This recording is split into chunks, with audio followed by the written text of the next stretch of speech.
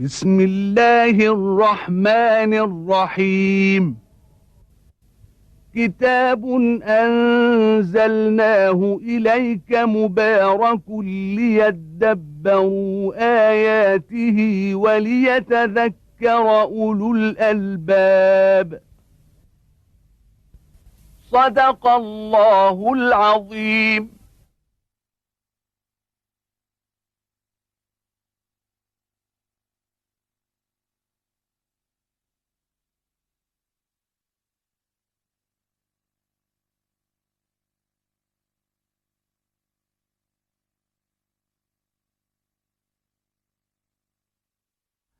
الحمد لله رب العالمين، وأصلي وأسلم على عبد الله ورسوله الأمين وعلى آله وأصحابه ومن اهتدى بهديه وعمل بسنته إلى يوم الدين.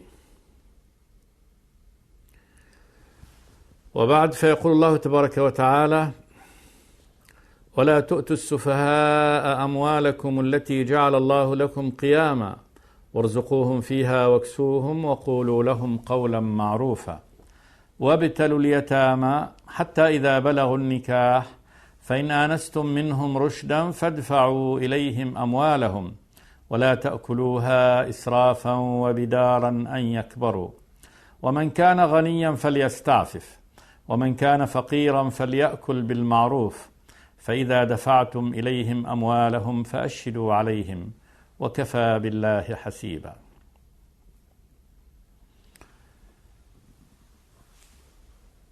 يأمر الله تبارك وتعالى عباده المؤمنين، وهذا في معاملتهم لليتامى. أولا قال: ولا تؤتوا السفهاء أموالكم التي جعل الله لكم قياما، يعني لا تؤتوا السفيه ضعيف العقل الطائش الذي لا يحسن التصرف في المال كالصغير أو الكبير الذي هو خفيف عقل ليس عنده تقدير للمال، أو الكبير الخرف الذي بلغ سن الخرف وضياع العقل. فكل هؤلاء لا يجوز تمكينهم من أموالهم ليأخذوها ويبذروها ويتلفوها، بل يجب أن يقوم عليهم يعني أولياء يمسكون هذا المال وينفقون على هؤلاء السفهاء من أموالهم. وسمى الله تبارك وتعالى هذا مال السفيه، وإن كان يملكه ليس كأنه ليس ماله. قال: ولا تسفهوا أموالكم، فنسبها إلى الأولياء وإلى الأمة. ذكرنا أن هذا لأن مال الفرد هو مال الأمة في النهاية، فضياع إضاعة السفيه لماله إضاعة لجزء من مال الأمة. قال جل وعلا: وارزقوهم فيها واكسوهم وقولوا لهم قولا معروفا. لا تبكتوهم وتؤنبوهم، وأنك سفيه لا تحسن التصرف بالمال، لا نعطيك مالك من ديت، وإنما يخاطب خطابا كريما. ثم قال جل وعلا: وابتلوا اليتامى. ابتلوهم معنى اختبروهم حتى إذا بلغوا النكاح. أولا لابد أن يعود اليتيم قبل النكاح على تقدير قيمة المال، حسن التصرف فيه، تعليمه كيف ينفق المال وكيف يكسبه، حتى إذا بلغ النكاح كان قادرا على التصرف بالمال. فالأول يجرب، يعطى مال ليتجر فيه ليعمل به، حتى إذا بلغ النكاح يكون أصبح مؤهل لأن يأخذ ماله ويتصرف فيه تصرف المالك فيما يملك.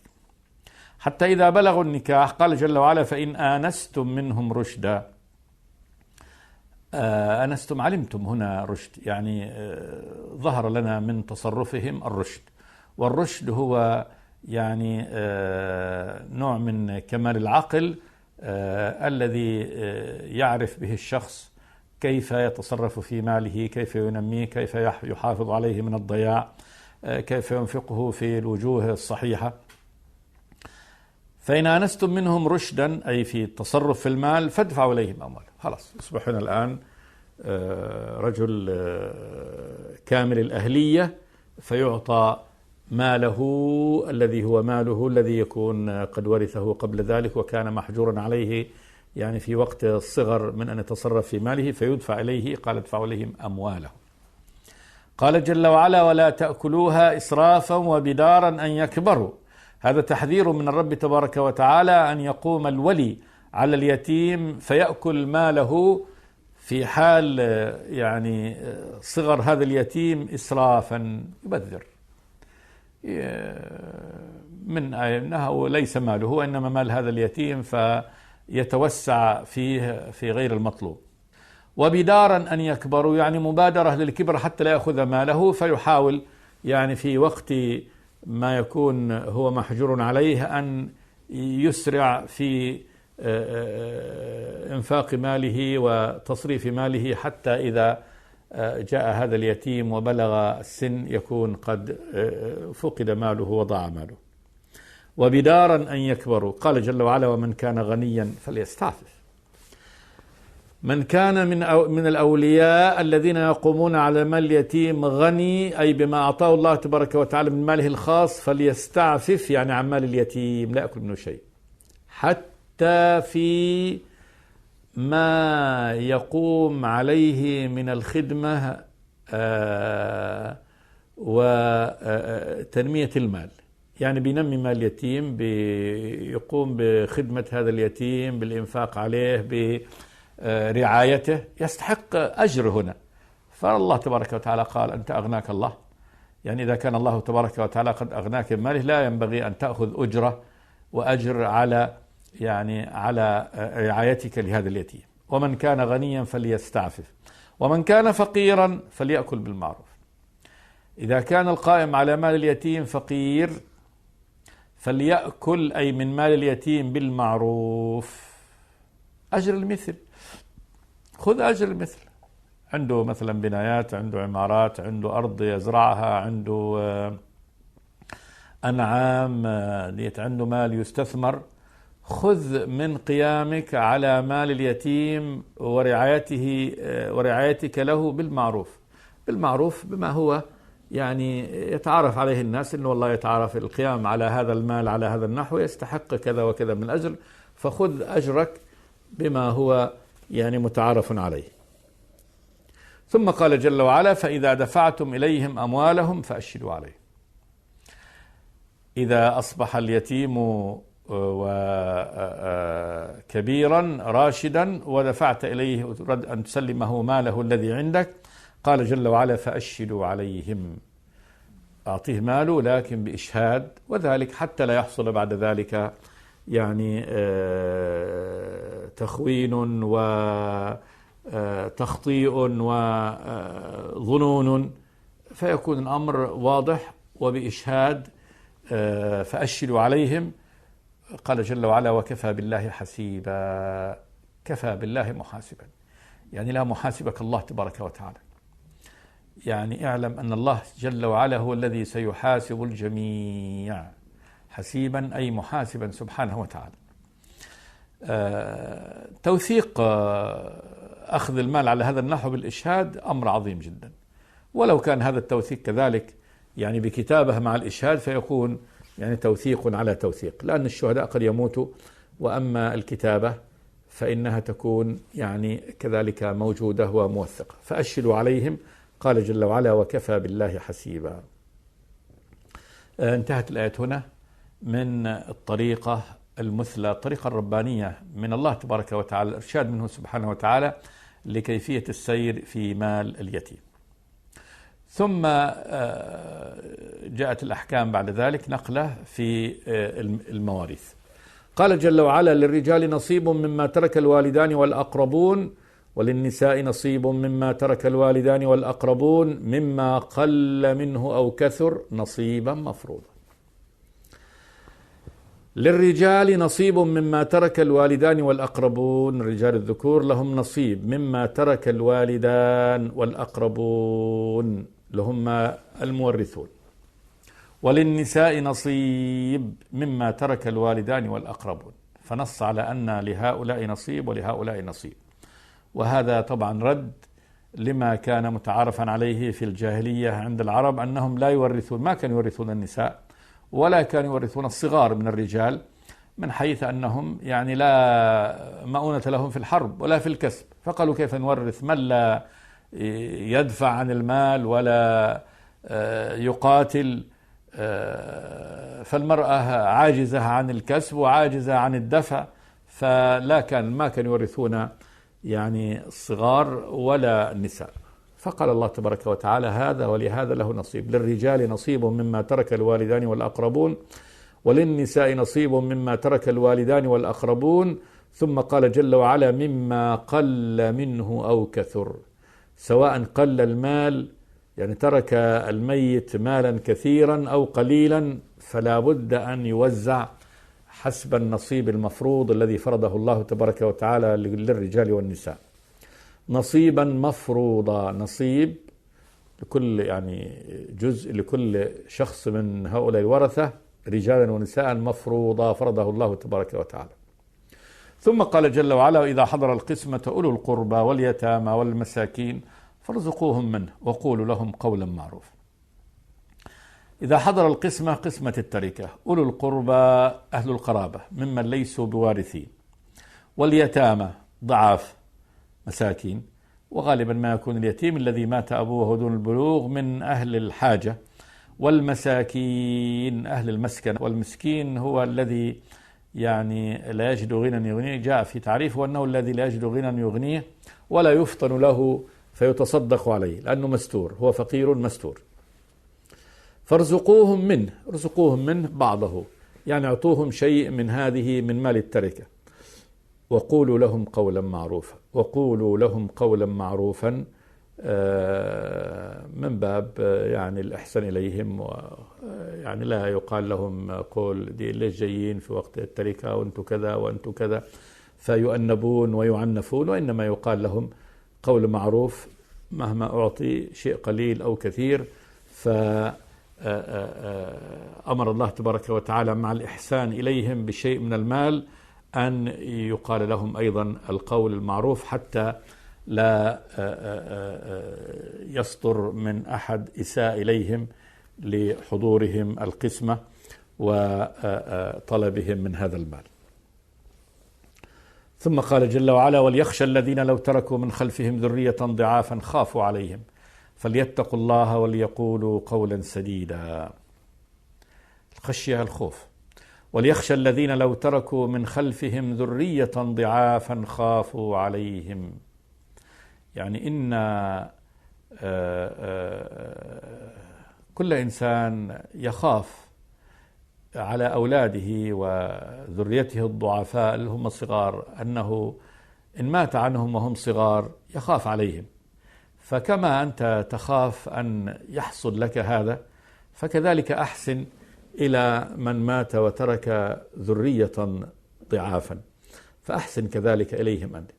إذا كان العبد المؤمن يخاف على أولاده وذريته أن يترك لهم مال كثير ثم يتسلط على يعني مالهم هذا قريب ظالم أو ولي ظالم فيظلمهم المال ويمنعهم لأنهم صغار، فإذا أحسن كذلك، يعني كما تحب أن يحسن إليك فأحسن كذلك إلى غيرك. وليخشى الذين لو تركوا من خلفهم ذرية ضعافا خافوا عليهم فليتقوا الله، خافوه سبحانه وتعالى، وليقولوا قولا سديدا. وليقولوا قولا سديدا يعني في كل هذه الأمور عند قسمة التركات قول سديد بمعنى يعني أعطوا كل ذي حق حقه، حافظوا على هذا المال، لا تردوا هذا السائل ونحو ذلك من القول السديد. القول السديد هو الصائب الذي يبلغ يعني هدفه الصحيح، والقول غير السديد هو القول الطائش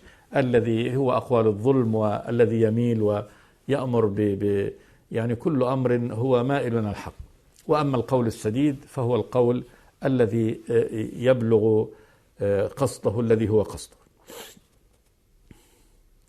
ثم حذر الله تبارك وتعالى من أكل مال اليتيم بآية يعني فيها وعيد شديد، فقال: إن الذين يأكلون أموال اليتامى ظلما إنما يأكلون في بطونهم نارا وسيصلون سعيرا.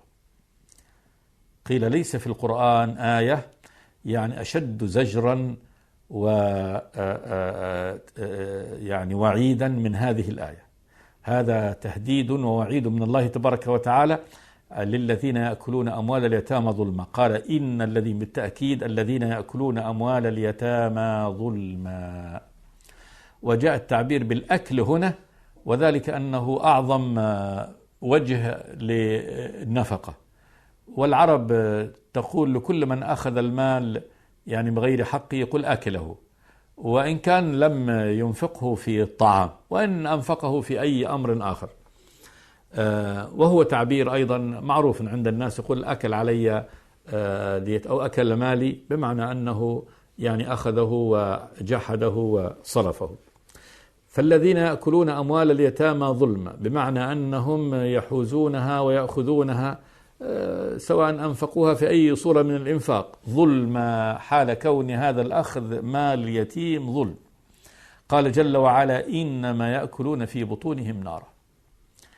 إنما للحصر، يعني هذا الذي أكلوه وإن ظنوه يعني حلال أو غير ذلك، أو أنه خفية، أو أن الله يعني لن يحاسبهم عليه، أو ظنوه أمر صغير، فليعلموا أنهم لا يأكلون إلا النار. إنما يأكلون في بطونهم نارا، يعني هذا المال الذي أكلوه سيحوله الله تبارك وتعالى نارا يأكلون يوم القيامة، وسيصلون سعيرا. تهديد منه سبحانه وتعالى أنهم سيصلون سعيرا بأكلهم أموال اليتامى ظلما. فهذا وعيد شديد من الله تبارك وتعالى على الذي يتسلط على مال اليتيم ويأخذه على وجه يعني الغصب أو الخيانة أو السرقة أو المبادرة أو أي صورة من صور الأكل. ثم شرع الله تبارك وتعالى يبين يعني كيفية التوارث، فقال جل وعلا يوصيكم الله في أولادكم للذكر مثل حظ الأنثيين. يوصيكم هذه وصية، وهذه وصية لا شك أنها أمر لازم واجب، وإنما جاءت بصورة الوصية. الوصية دائما تكون من يعني من محب لمن يحب، من هو يعني حريص على المصلحة. فدائما الوصية في كلام الناس، فنقول أب يوصي أبنائه، إمام يوصي رعيته، أم توصي ابنتها، صديق يوصي صديقه. فدائما يأتي ممن بينهم ولاية وصلة ومحبة. فالله جل وعلا رب العالمين يوصي عباده المؤمنين، هذه وصية لعباده المؤمنين من باب أنه سبحانه وتعالى يحب لهم الخير ويرشدهم إليه ويدلهم عليه، وأن هذه وصيته سبحانه وتعالى لأن فيها خير لهم في الدنيا والآخرة. يوصيكم الله، الله الذي يوصيكم في أولادكم، علما أنهم يعني أولاد الإنسان، ويعني هؤلاء أولادك، لكن الله جل وعلا هو أعرف وأعلم منك بما يصلحك، وهو سبحانه وتعالى أعلم منك يعني بحق أولادك وبما يصلح أولادك وبما يكون لك الخير في معاملتك لأولادك. يوصيكم الله في أولادكم. أولا قال للذكر مثل حظ الأنثيين. بدأ الله تبارك وتعالى هنا بميراث الأبناء من الآباء، وذلك أن هذا هو يعني العام وأكثر شيء قبل أن يبين ميراث الآباء من الأبناء، لأن الأكثر يكون على هذا النحو. قال للذكر مثل حظ الأنثيين. الذكر له نصيب مضاعف لمثل حظ الأنثيين المرأتين يعني. ثم قال جل وعلا فإن كن نساء فوق 2 يعني 2 فما فوق فلهن ثلثا ما ترك. يعني إذا كان مات الميت وله أبناء ذكور وإناث فيأخذ الذكر مثل حظ الأنثيين. أما إن مات الميت وليس له إلا نساء فإن كن 2 فما فوق أكثر من 2 فلهن ثلثا ما ترك، يأخذان يعني ثلثي التركة. وإن كانت واحدة يعني له ابنة واحدة فقط فلها النصف. طبعا قول الله يوصيكم الله في أولادكم، الأولادكم يدخل فيها الولد واللي هو الابن وابن الابن، وكذلك نساء يعني بنات أو بنات ابن. وإن كانت واحدة ترك بنتا واحدة فلها النصف، هذا ويكون طبعا الباقي لأقرب الذكور، كما قال النبي ألحقوا الفرائض بأهلها فما بقي فلأولى رجل ذكر. هذه هي ميراث الأولاد. ثم ذكر الله تبارك وتعالى ميراث الآباء فقال ولأبويه، أبوي الميت لكل واحد منهما السدس مما ترك.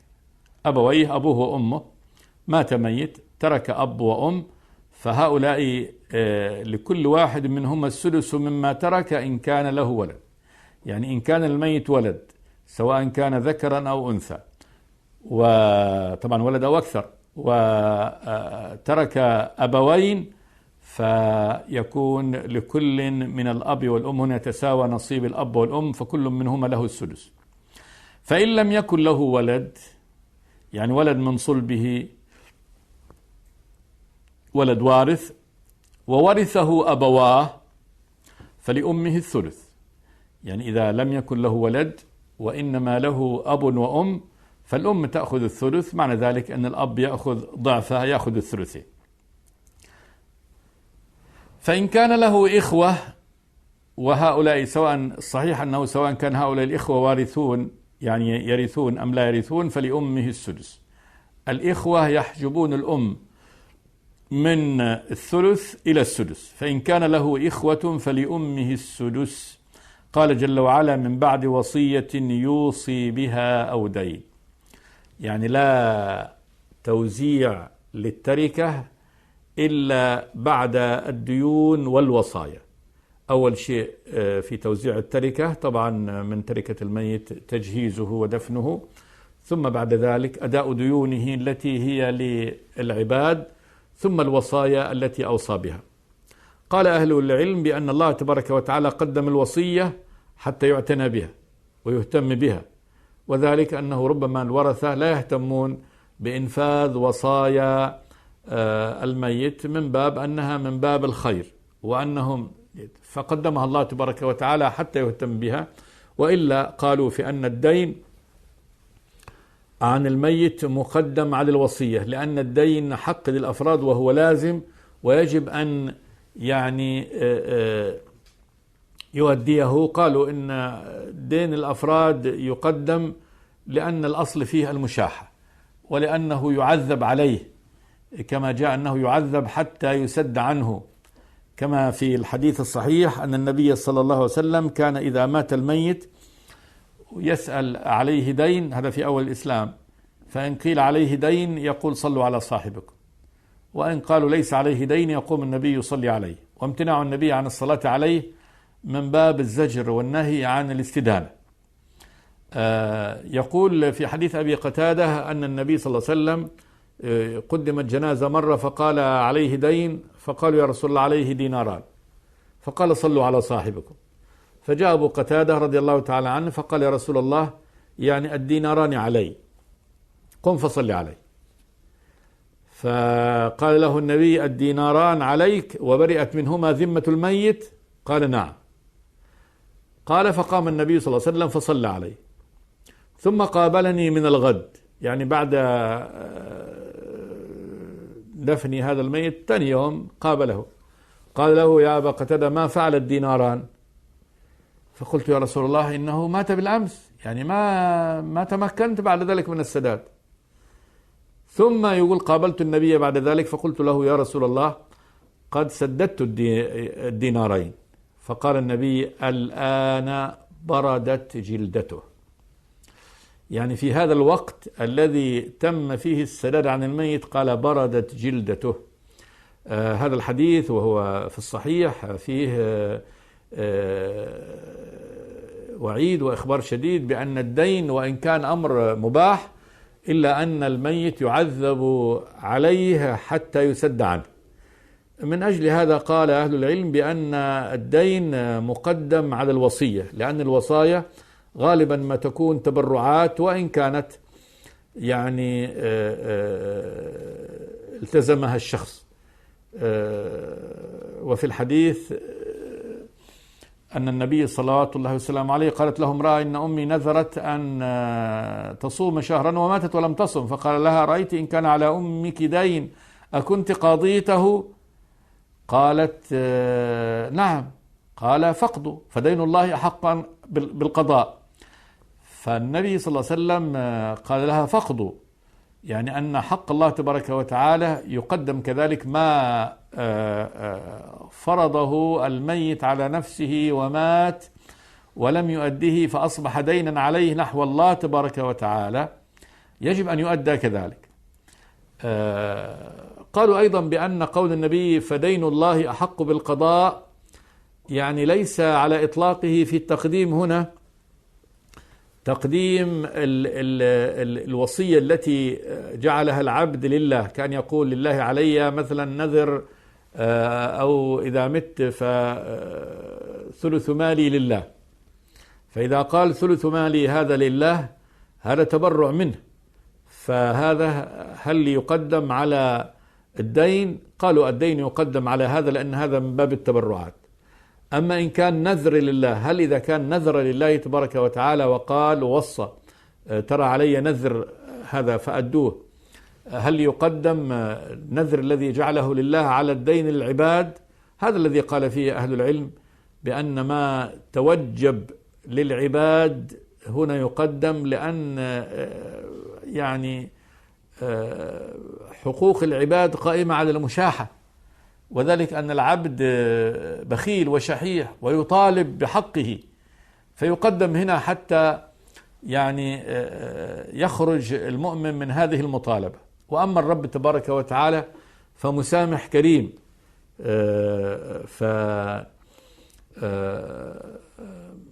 يعني قد يسمح ربنا سبحانه وتعالى ويغفر عن حقه، خاصة إذا لم يعني يوجد من المال إلا ما يكفي الدين فقط، ولا يسع سداد الدين والوصايا. على كل حال، تقديم الله تبارك وتعالى للوصية هنا لا شك أنه للعناية بها، ليأمر يعني الأولياء بالعناية بها. قال: من بعد وصية يوصي بها، يعني الميت، أو دين عليه، فلا بد من أداء هذا وهذا قبل توزيع التركة.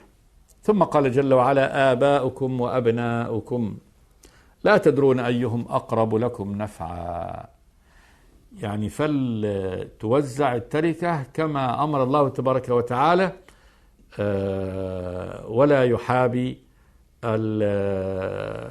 الميت فيوصي مثلا بأن يصرف ويوجه المال إلى الأم دون الأب، أو الأب دون الأم، أو العكس، يعطي الشخص الذكور عن الإناث أو الإناث عن الذكور، أو يقدم بعض الأولاد على بعض. قال جل وعلا: آباؤكم وأبناؤكم لا تدرون أيهم أقرب لكم نفعا، لا تدري ما هو الأقرب نفع لك، ربما يكون هذا الذي أردت حجبه ومنعه عن الميراث أو تنقيصه من حقه هو أقرب وأنفع لك عند الله تبارك وتعالى. لا تدرون أيهم أقرب لكم نفعا. ثم قال جل وعلا: فريضة من الله، حال كون هذه يعني التقسيم والأنصباء التي جاءت على هذا النحو، هذه فريضة من الله. الله جل وعلا هو الذي فرضها، ومعنى فرضها بمعنى أوجبها وجعلها، يعني أمر لازم عليكم. إن الله كان عليما حكيما. ختم الآية الله تبارك وتعالى ختم هذه الآيات ببيان أنه سبحانه وتعالى عليم، لا يخفى عليه شيء سبحانه وتعالى من يعني شؤون، بل الرب تبارك وتعالى عليم بكل شيء، عليم بما يعني يصلح العباد وما لا يصلحهم، ولذلك فرض هذه الفرائض بناء على علمه سبحانه وتعالى بصلاح عباده. حكيم، يضع كل أمر في نصابه سبحانه وتعالى. أي فسلموا له، فهو أعلم من الخلق وأعلم من البشر وحكيم يضع كل أمر في نصابه سبحانه وتعالى. فهذه تقسيم وتوزيع العليم الحكيم سبحانه وتعالى. ثم إنه هو الذي فرض هذا على عباده جل وعلا، ولذلك سمي هذا العلم اللي هو علم الميراث علم الفرائض. الفرائض وهو أنها الفروض التي فرضها الله وأوجبها الله تبارك وتعالى على عباده بهذا التقسيم. أقف اليوم عند هذه الآية، أصلي وأسلم على عبد الله ورسوله محمد. الحمد لله رب العالمين. بسم الله الرحمن الرحيم. كتاب أنزلناه إليك مبارك ليدبروا آياته وليتذكر أولو الألباب. صدق الله العظيم.